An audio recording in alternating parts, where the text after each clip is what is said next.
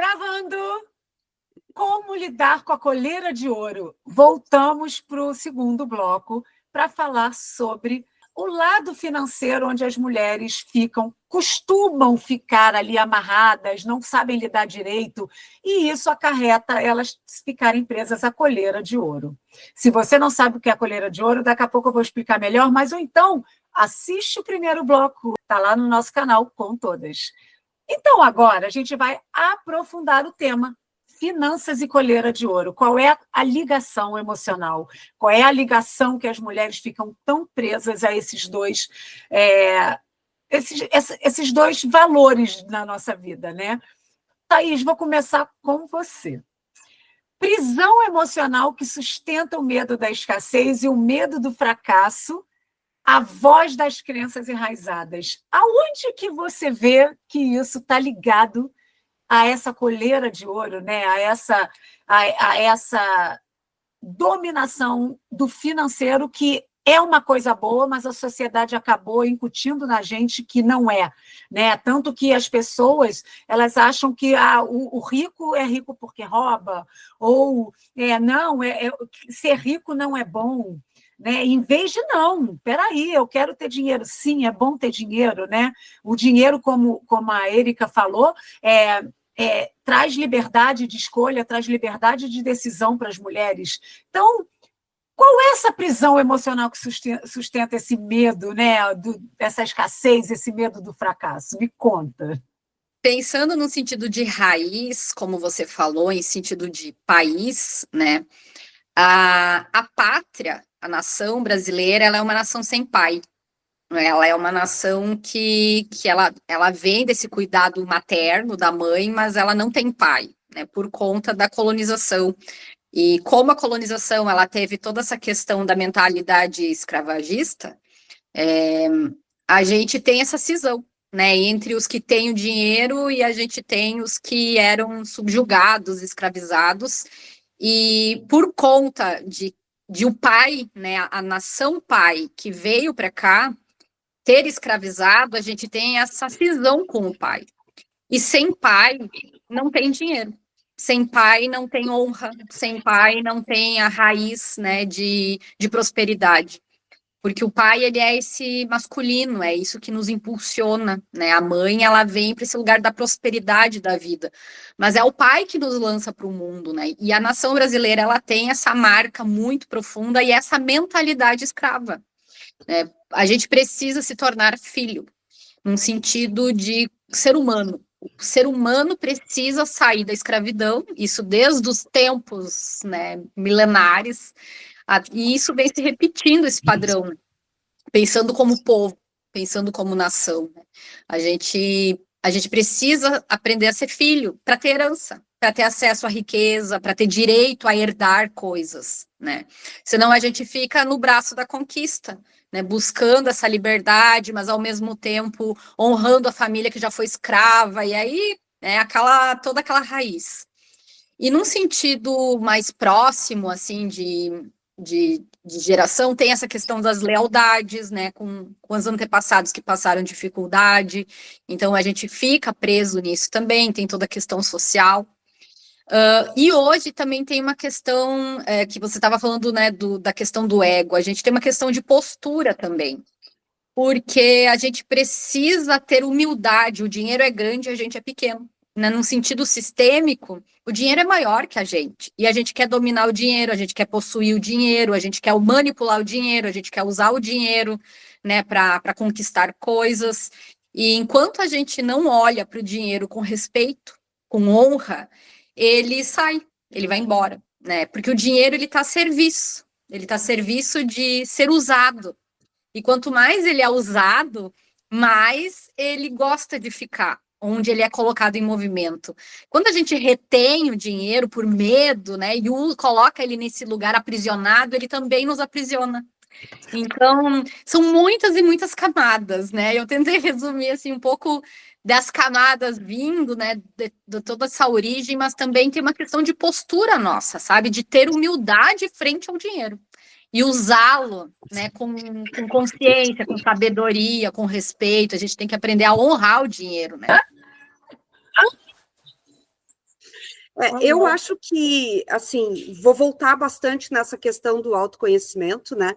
Porque a Thaís falou bastante aqui do quanto ela ficou em desenvolvimento para hoje ela ter essa maturidade que a gente vem discutindo até agora. Sim, né? sim. E quando nós nos conhecemos, né, a gente consegue entender melhor as nossas habilidades. Sim. E conhecendo as nossas habilidades, a gente vê outras alternativas. Uma das coisas que eu, como mentora, né, trago para que a gente possa ter equilíbrio financeiro é que nós nunca podemos depender de uma renda só. Né? Então, isso é como um investimento. Não coloque todos os ovos na mesma cesta. É isso que eu ia falar. Né?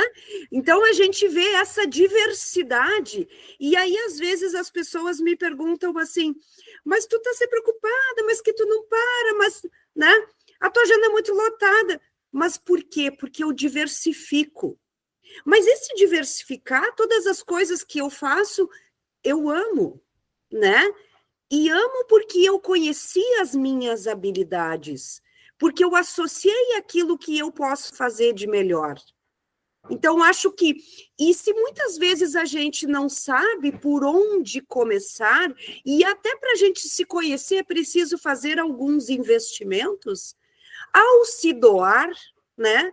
Ao doar o nosso tempo, a estar a serviço, como a Thaís disse, nós vamos descobrindo o que a gente faz pelo dinheiro e o que a gente faz pela recompensa. E esta recompensa, né, o agradecimento, é ver o bem do outro, então acho que parte muito disso, né? Uma das coisas como mentora também é que às vezes as pessoas estão desempregadas e dificuldades de para se recolocar, e eu sempre digo, né? Vá doar o seu tempo com aquilo que você sabe fazer de melhor. Porque a lei do retorno, ela não falha nunca, né? Então, ela não falha nunca. Sincronicidade também. Sincronicidade. Então, Total. se hoje você está doando o seu tempo para um projeto, e eu sou, por exemplo, posso fazer um trabalho como gerente de projetos, que é uma habilidade que eu tenho, alguém vai conhecer alguém que está precisando e vai me indicar. Sim. Né? Então, isso é um movimento. Estar em movimento, se colocar em movimento. Eu acho que isso, para mim, faz todo sentido. Eu tinha esquecido, menina, a minha espada, quando alguém fala uma coisa... E, Érica, eu ia te falar a frase, mas eu acho que você, de uma certa forma, já respondeu, né? A próxima frase era o mito da segurança, né? Quando a gente está numa CLT, o que a gente mais ouve é temos estabilidade. Que não é nenhuma estabilidade, né? Não tem estabilidade. Como eu digo, basta uma caneta, basta você entrar numa área que a pessoa não gosta de você, e basta uma canetada. Então, o mito da segurança, a estabilidade que cobra caro, né? Porque você, na troca de uma estabilidade que não existe, mas que você jura que ela está ali, você se doa, você vende a sua alma, né? Sim. E assim, né? A gente tem essa falsa sensação do controle, né? E eu sou uma pessoa que durante toda a minha vida eu sempre tentei controlar tudo e todos, né? Eu vou fazer uma observação. A Erika tem um produto chamado Eu Tenho Controle. Mas veja bem, deixa eu me explicar. Este Eu Tenho Controle, por quê? Porque o nome é Eu Tenho Controle. E agora eu vou trazer, assim, sustentação para vocês. Porque, primeiro, eu preciso trocar as coisas que estão aqui, as vozes internas. E quando eu começo a mudar o meu diálogo subconsciente, meu diálogo interno, e eu digo, espera que eu vou olhar no Eu Tenho Controle. Só um momento que eu tenho que ver se já está no Eu Tenho Controle, né? Não posso me esquecer de colocar isso no Eu Tenho Controle. Veja quantas mensagens inconscientes eu estou mandando para minha mente, e quando tu começa a repetir isso de uma forma muito consistente, você não vai ser mais descontrolada. Sim. Você vai a partir deste momento, ter o controle daquilo que você pode ter. Porque a gente também precisa saber a diferença sobre o que nós temos controle. Porque que é o mais difícil, né? É o mais difícil, né? E ter a sabedoria de saber o que eu posso controlar e entregar para o universo aquilo que eu não tenho controle. Para o universo, para Deus, enfim, cada um dentro da sua espiritualidade, né? Mas isso é muito importante. Então, o nome ele tem uma neurociência associada aqui, né? Para que a gente pudesse ir mudando os nossos diálogos internos. E trazendo os ensinamentos do livro dos Segredos da Mente Milionária, pensamentos mudam sentimentos, que mudam as ações. Então, se eu penso diferente, eu me sinto mais no controle, e então as minhas ações elas serão mais inteligentes. Eu acho que é muito importante isso, né? Eu sempre falo, inclusive para as minhas alunas, não adianta, se você quer mudar um comportamento, você precisa da autoobservação, você precisa olhar para si, você precisa olhar para o seu corpo, você precisa entender de uma forma equilibrada quais são os sentimentos, por que que você sente assim, por que que você está reagindo dessa forma. Se você não se autoconhece, fica muito difícil você mudar qualquer coisa no ambiente e aonde você está. E aí você perde o controle. Uhum. Eu queria fazer um comentário bem importante, porque o ego, coitado do ego, é sempre o vilão da história, né? Mas, dentro das vozes internas, é esse ego subgerente, desqualificado da nossa consciência, que é o responsável por fortalecer, ele precisa ser fortalecido para que ele possa ter voz com tantas vozes internas, né? Do superego, do id, de todas aquelas pulsões que a gente tem inconscientes, e é o ego que precisa estar forte para exercer um controle, né? Ele precisa adultecer, ele precisa amadurecer nesse processo. A gente confunde muito a questão do ego com o egoísmo, né? Quando esse ego fica inflado, quando esse ego fica buscando um ideal de eu, e aí ele passa por cima dos valores, de tudo, né? É quando o ego tá descontrolado. Mas um ego fortalecido, ele vem justamente para isso que a Erika tá trazendo, né? Para exercer governo sobre as estruturas, né, internas que gritam e essas vozes todas, e para a gente saber o que quer, né, para a gente conseguir sustentar valor, para a gente definir o que é importante para a nossa vida, né, para a gente se autorizar o prazer, para a gente se autorizar o desejo, né, tudo isso, o ego, ele tem essa importância realmente de exercer controle, de exercer algum tipo de governo dentro, né, disso, e o autoconhecimento ele vem justamente para isso, né, para ele criando essa estatura, essa maturidade, essa musculatura de governo, né, de conseguir comandar a brincadeira aí, deixa que eu resolvo.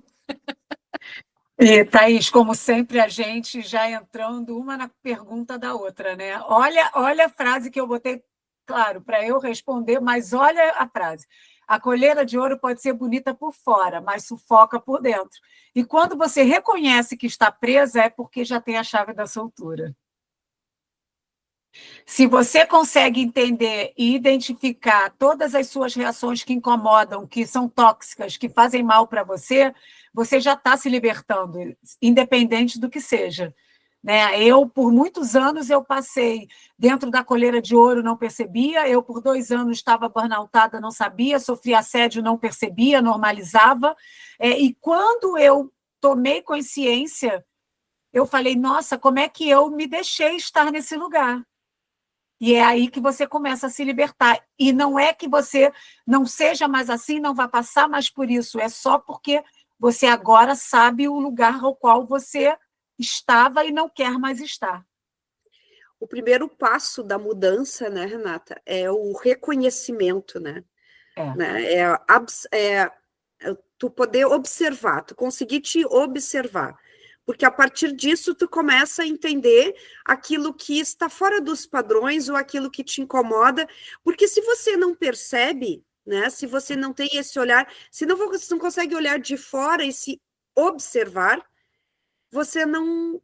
Aí você vai achar que tá tudo, que a vida é assim mesmo, que isso acontece com todo mundo. Mas eu acho que isso está ligado um pouco o grande hábito da gente terceirizar a responsabilidade, né? Sim. E levando também para a gente só gerencia o que a gente enxerga, né? Se a gente não enxerga, se nega a enxergar, a gente não tem como mudar, ou melhorar, ou evoluir, né? A gente agora vai para a última parte desse episódio maravilhoso, falando sobre finanças e coleira de ouro. E vai ser um pouquinho com você, Érica. É uma gamificação, eu vou te perguntar, você fala se é falso ou verdadeiro, e se quiser comenta alguma coisa, tá? São 5 frasezinhas rápidas. Quanto mais você ganha, mais livre você é. Não necessariamente, né? Porque se você não tem consciência de como você está gastando, você muitas vezes está criando armadilhas para que você possa estar buscando sempre mais.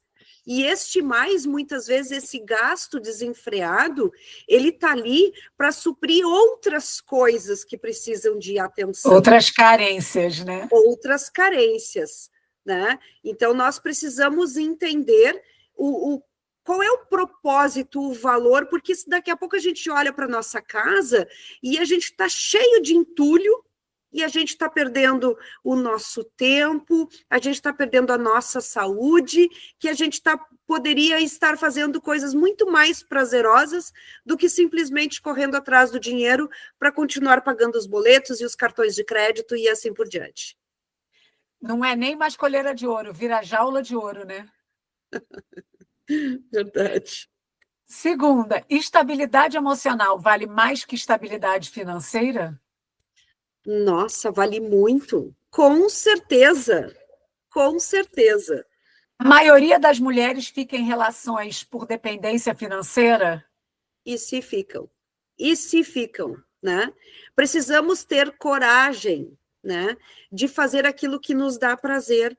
E nós, como mulheres, veja que a nossa responsabilidade, que muitas vezes aquilo que eu, como mãe, estou fazendo, estou sendo o exemplo para os meus filhos. E eles podem levar para a vida que é assim que as coisas funcionam. Então, ter a coragem de fazer o que se gosta, de buscar os seus sonhos, isso também é criar pessoas saudáveis, né? É criar seres humanos saudáveis. Nós precisamos nos curar para poder criar melhor. Porque uma coisa que eu acho que as pessoas não se tocam, né? Não percebem no dia a dia, a criança ela não aprende com o que a gente fala, ela aprende com os exemplos, né? E as nossas crenças, né? Elas são instaladas na nossa cabecinha, Sim. dos 4 anos em diante. Então, não é sobre aquilo que tu diz, faça ou não faça, é sobre aquilo que eu observo. É sobre aquilo que eu escuto constantemente, sem que as pessoas achem que eu estou escutando, né? Exatamente. Sem que percebam que eu estou escutando. Exatamente. Recomeçar depois dos 40 é mais difícil, mas é possível. Sempre é possível. Sempre é possível, né? E ainda mais hoje, com a expectativa de vida que a gente tem, né? Com o conceito, né, que a gente tem hoje da longevidade. Eu lembro que quando eu era criança me falavam, aquela pessoa tem 50 anos, é um velho, uma velha, né? Exatamente, é isso. E hoje nós estamos cinquentonas aí, gatonas, com a vida inteira pela frente. E com uma expectativa de vida chegando aos 100. Então, né, nós temos muito tempo para realizar tudo que queremos. Olha, essa gamificação era só para você responder, mas a Thaís levantou a mão, gente. Eu vou ter que dar a palavra para ela. Fala, Thaís. Não, é porque aquele detalhe que tu disse é mais difícil, eu não sei se é mais difícil, porque para mim tá mais fácil. Por causa da maturidade, por causa do autoconhecimento, por causa da jornada. Tá mais fácil agora porque tá sendo um lugar leve, um lugar de descanso, sabe? A gente tem... A maturidade nos traz uma dose maior de fé, de coragem, porque eu me sentia muito mais presa. Antes eu trocava mais, mas era com muito mais medo, com muito mais culpa, sabe? Era mais difícil. Não que fosse Hoje a gente demora mais porque a gente tem mais consciência, então tu também não sai enlouquecendo. Mas quando tu faz o movimento, ele é mais fácil depois que você se conhece, né? Porque você começa a se mover por outros valores. Então ele fica mais gostoso, sabe? Então eu só queria colocar essa observação. Bom, e segurança no trabalho e liberdade não coexistem. É verdade, não coexistem. É.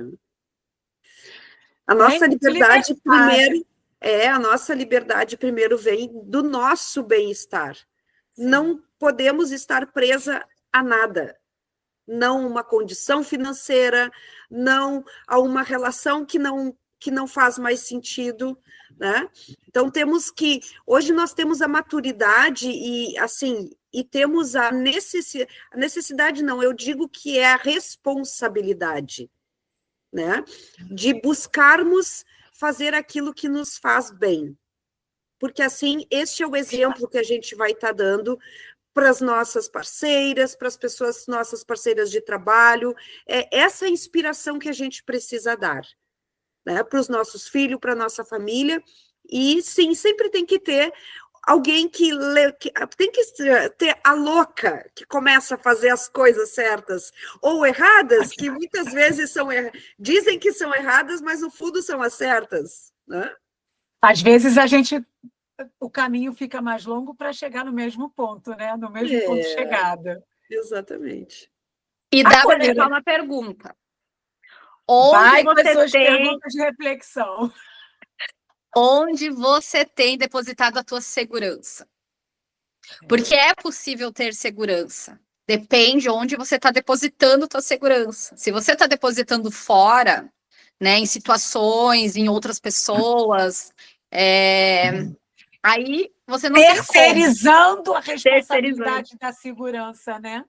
Mas quanto mais você consegue ir para o interior e você conseguir ter conhecimento e consciência sobre as suas questões, você começa a ter um outro lugar da segurança. Ela nasce de um outro lugar, né? E ali ela é uma segurança possível. Não fantasiosa, não idealizada, não projetada, mas possível, né? A colheira de ouro, ela não é invisível. Ela brilha nos olhos cansados de quem finge estar bem. Ela vive na exaustão, no não aguentar mais, no brilho nos olhos que não existem mais.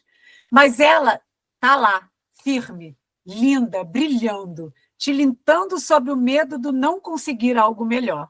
Principalmente se você já tiver com mais de 45 ou 50 anos. Mas você não precisa mais fingir. Existe vida além do medo, existe caminho além da dor. E a gente está aqui para te lembrar disso. Eu queria muito agradecer, Érica. Mas antes de eu te agradecer, eu vou falar o que para mim é sempre que eu tenho que lembrar.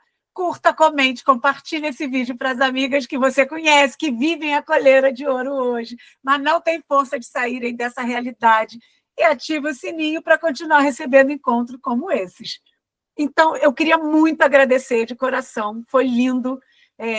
Eu e Thaís, a gente sempre fica muito feliz de receber convidadas que trazem um olhar diferente, que acolhem esse projeto, e porque é isso, com todas juntas a gente vai mais longe. E eu queria muito te agradecer Thaís, e eu queria aí ouvir o até breve de vocês, porque aqui nunca é adeus. Renata, eu sou muito grata por poder estar aqui, né, com todas vocês, né, compartilhando, porque, como eu disse antes, de nada vale tudo que a gente estuda, e nós precisamos compartilhar as nossas vivências, as nossas experiências. Não é sobre o conteúdo técnico, né? É sobre os desafios da vida, aquilo que nos torna humanos, aquilo que nos torna únicas e capazes de nos colocar no local onde a gente realmente quer estar, né? Então, gratidão e contem sempre comigo. Deixar o convite também para as contodas se juntarem à comunidade que a gente está, né? O grupo, porque a gente está estruturando também a entrega de outros conteúdos e para a gente realmente caminhar juntas, né? Criar uma comunidade, uma rede de mulheres que possam se apoiar mutuamente, cada uma na sua porção, né? Servindo, entregando, mas principalmente estendendo a mão para caminhar junto, né? Quando fica difícil para uma, a gente tem a outra para contar. O link vai estar na descrição do vídeo. Muito obrigado. Com todas, você que está aqui ao vivo ou que vai assistir posteriormente, que eu espero que a gente tenha trazido muitos insights, e se precisar também, comenta que a gente responde as dúvidas de vocês e ativa o sininho para ajudar esse vídeo a chegar a mais mulheres. Érica, muito obrigada. Thaís, um beijo, que lindo, mais um episódio entregue, gravando. Obrigada.